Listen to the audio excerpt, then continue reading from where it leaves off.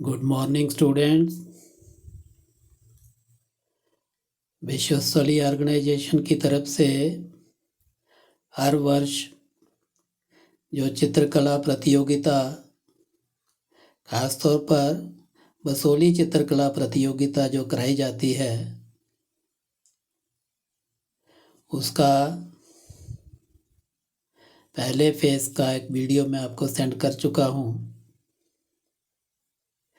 जिसमें आपने देखा था कि बच्चों ने बेसिक कलर्स, पेपर वगैरह काट के ये चित्र अपने अपने चित्र ड्रॉ करके बेसिक कलर कैसे किए थे। अभी आप देख रहे हैं कि लगभग सभी बच्चों ने बेसिक कलर कर लिए हैं, और बेसिक कलर करने के बाद पीछे से उल्टी साइड से इसको जो किसी मुलायम पत्थर से रब किया जाता है, इसकी घुटाई की जाती है, पेपर वेट से भी की जा सकती है। वो सारा कार्य करने के बाद अब ये दूसरे फेज का काम बच्चे शुरू कर गए हैं।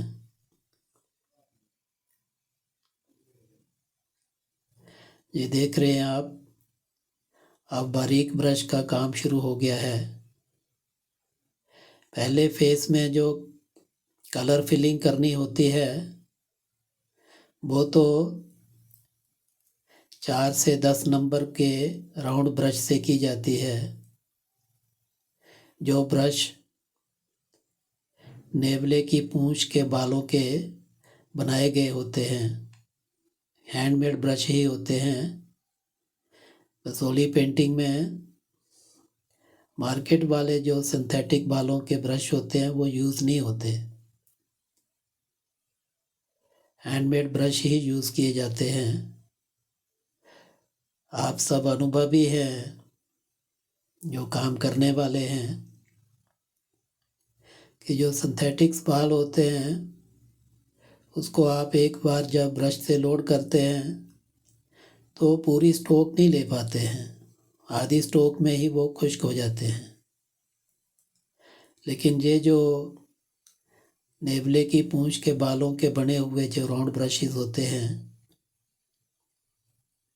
इनको एक बार लोड करने के बाद एक बार डिप करने से आप काफ़ी देर तक स्ट्रोक्स ले सकते हैं, आगे पीछे स्ट्रोक्स ले सकते हैं। इसलिए हैंडमेड ब्रश ही यूज़ होते हैं। लेकिन अभी ये जो सेकेंडरी कार्य बच्चे करेंगे उसके लिए गिलहरी की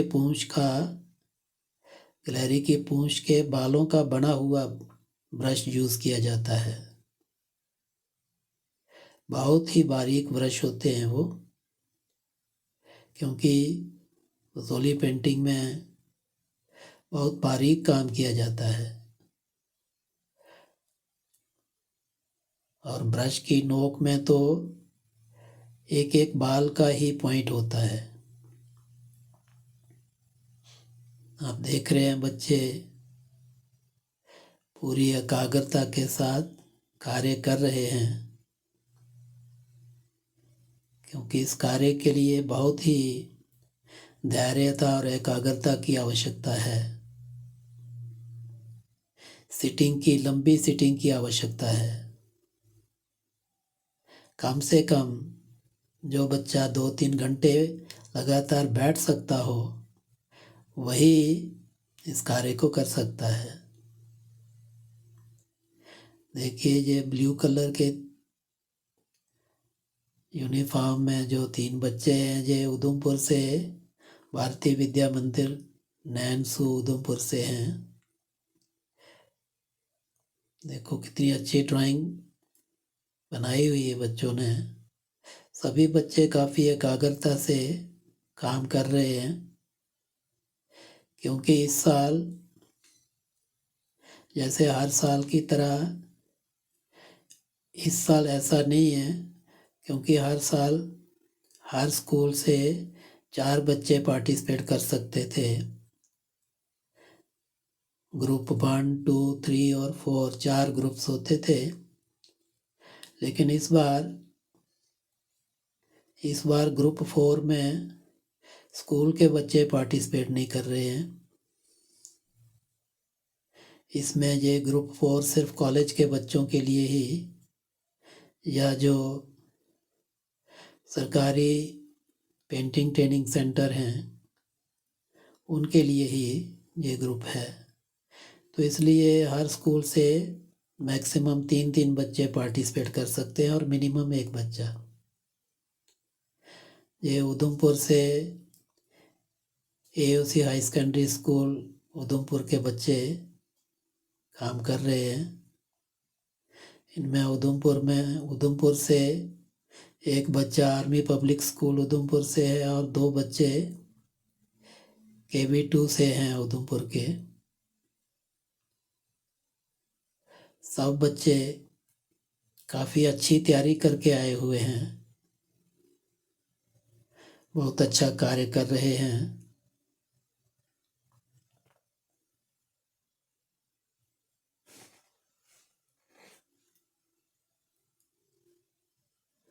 बाकी पेंटिंग्स की तरह बसोली पेंटिंग में भी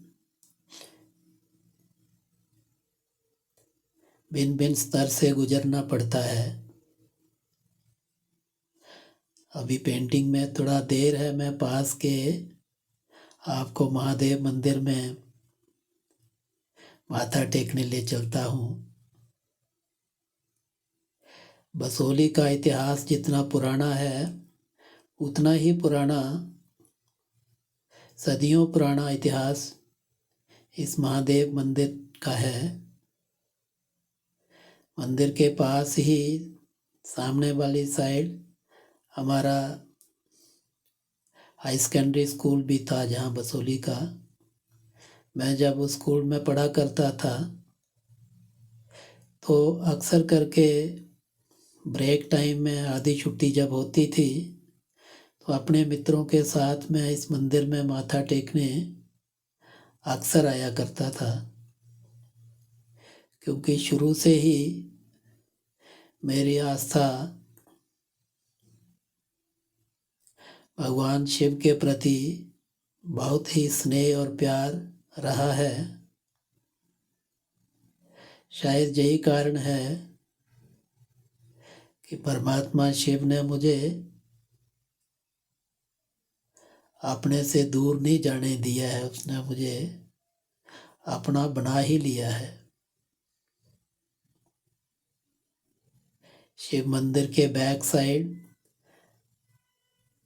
एक व्यू पॉइंट है, जहाँ से रंजीत सागर डैम का सारा व्यू दिखाई देता है नीचे से ऊपर तक।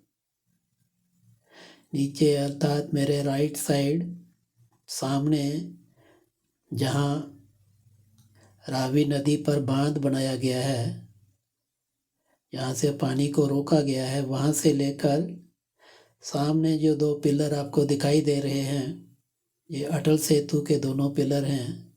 तो अटल सेतु से लेकर बांध तक का पूरा एरिया जहाँ से साफ दिखाई देता है।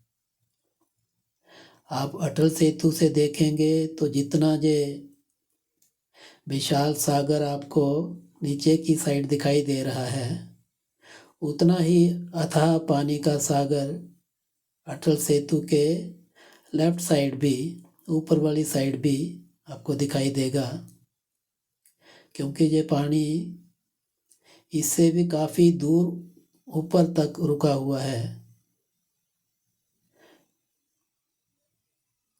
अभी मैं आपको अपने पैतृक घर, अपने भाई के घर की छत से मैं ये व्यू दिखा रहा हूँ। ये मोहल्ला राजपूतों का मोहल्ला है, मंडी मोहल्ला। यहीं पर हमारे घर भी थे। बाकी सभी भाइयों ने तो जहाँ सिटी में ही घर बनाए हुए हैं, यानी कि नदी से थोड़ा ऊपर सिटी में, लेकिन हमारे पिताजी ने नदी के पास हमारी ज़मीन भी थी, तो ज़मीन में ही घर बनाए हुए थे। तो रंजीत सागर डैम के कारण वो सारा घर, ज़मीन, बाग बगीचा सब कुछ अब पानी के अंदर है। एकदम जहाँ से एकदम सामने नीचे को रास्ता जाता था हमारी ज़मीन के लिए, अटल सेतु के बिल्कुल पास ही, जबकि वो अब सब इतिहास की ही घटना रह गई है। सब कुछ पानी के अंदर है। ये अभी मैं आपको टूरिस्ट रिसेप्शन सेंटर के बैक साइड, जहाँ पर कंपटीशन चल रहा है, उसके बैक साइड ये बोटिंग पॉइंट है, एडवेंचर पॉइंट, यहाँ से बाहर से जो सैलानी आते हैं,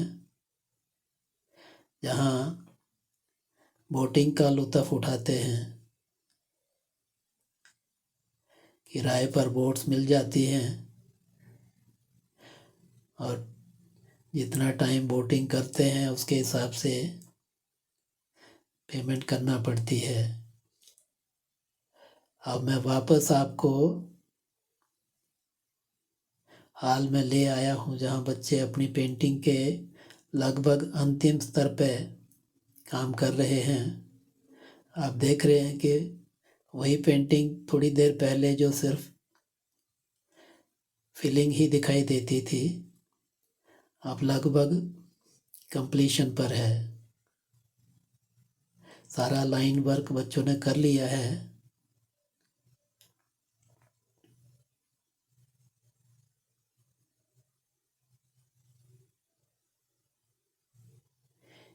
एक एक लाइन, एक एक पत्ती वो गिलहरी वाले ब्रश से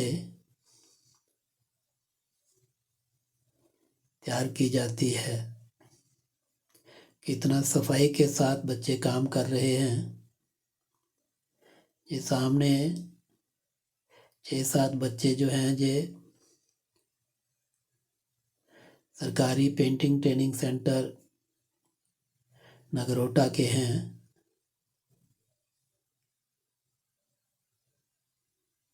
सभी मेरे गुरु ललित डोगरा जी के ही ये शिष्य हैं। मैं भी उनका शिष्य हूँ। उस हिसाब से ये सब मेरे गुरु भाई हैं। काफ़ी अच्छा काम कर रहे हैं, लेकिन इनका कंपटीशन आपस में सेंटर के स्टूडेंट्स के साथ ही है। स्कूल के बच्चों का कंपटीशन स्कूली बच्चों के साथ है। देखिए, ये बच्चा भी ग्रुप 1 से है, जिसमें बसोली पेंटिंग की जो बेसिक बैकग्राउंड में जो चीज़ें होती हैं वही ड्रॉ करनी होती हैं। ये ग्रुप 2 में कि बसोली पेंटिंग में जो एनिमल्स हैं, कोई गाय है, कोई हाथी है, कोई हिरण है, वो ड्रॉ करना है कि बसोली पेंटिंग में उसको कैसे बनाया जाता है। 11th-12th वाले बच्चों का जो ग्रुप है, ग्रुप 3, उन्होंने कंप्लीट फेस बनाना है। कोई कंप्लीट फिगर बना सकते हैं या सिर्फ फेस भी बना सकते हैं, पोर्ट्रेट हाइट तक। सभी बच्चे अपने अपने ग्रुप के टॉपिक अनुसार पेंटिंग बना रहे हैं।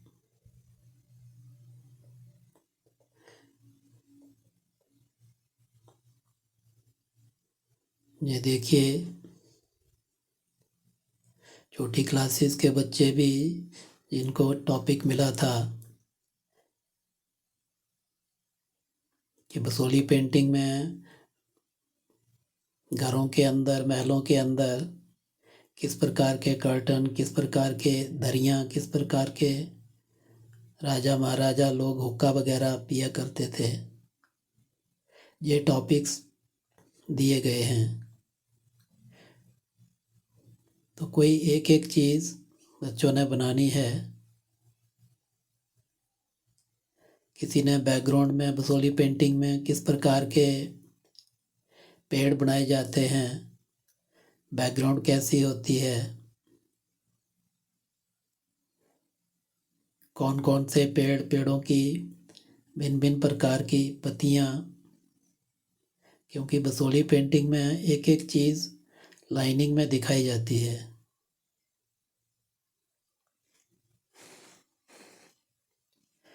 जब तक ये फाइनल टच दें, मैं आपको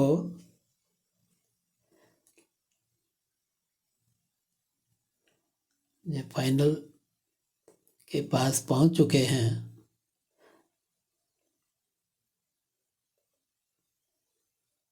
मैं आपको लंच ब्रेक के लिए बाहर लिए चलता हूँ।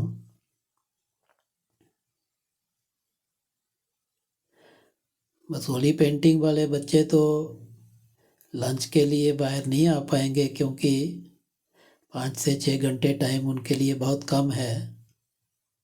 उनको पेंटिंग कंप्लीट करनी है। जिनकी हो गई है वो आ सकते हैं, लेकिन बसोली पेंटिंग के साथ साथ और भी बहुत सारे इवेंट्स यहाँ पर हो रहे हैं, जैसे कि सिंपोजियम कंपटीशन है। सिंपोजियम के साथ साथ फोक सॉन्ग कंपटीशन है, स्किट कंपटीशन है, फोक डांस कंपटीशन है, और भी भिन्न भिन्न प्रकार के कंपटीशंस हैं। तो बाकी बच्चे तो अपनी अपनी टर्न से या तो पहले लंच कर लेंगे या अपनी टर्न के बाद कर सकते हैं, लेकिन बसोली पेंटिंग वाले तो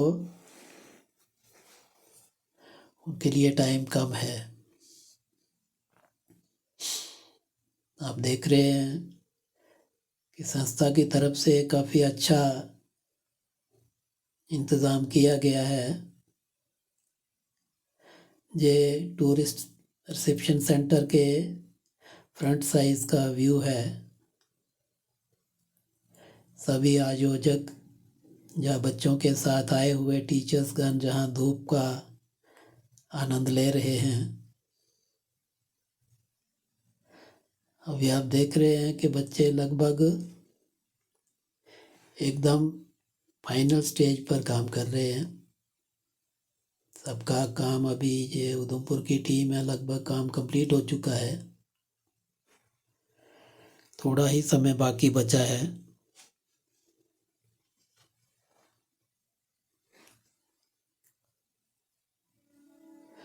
आपको जो मेरा वीडियो पसंद आया हो तो इसको लाइक कीजिए, शेयर कीजिए और मेरे चैनल को सब्सक्राइब भी कीजिए। थैंक यू, धन्यवाद। God bless you.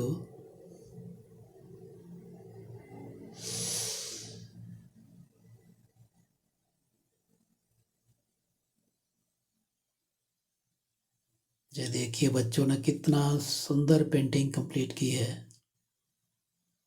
सिर्फ बॉर्डर रहता है अभी।